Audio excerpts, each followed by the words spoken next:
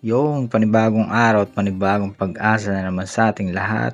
Ako si JB, another day off, another sessions.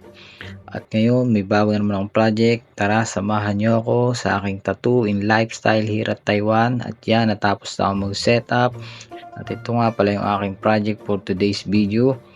At ang aking sasaktan nga pala ay ang aking sarili. So yan, nilagyan ko na ng pampakapit ng stencil, primer, electron, at yan, nilagay ko na ang aking design.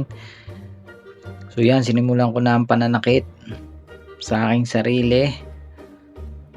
So ito nga pala guys ay unang tattoo ko na malaki sa aking sarili.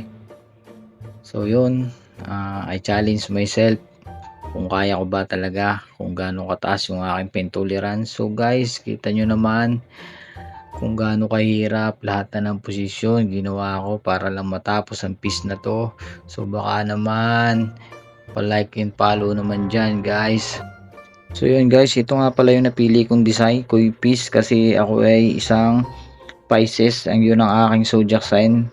Kaya bali may meaning to sa akin. So bali guys, hindi ko nga pala ito nagawang tapusin. So abangan nyo lang aking susunod na upload.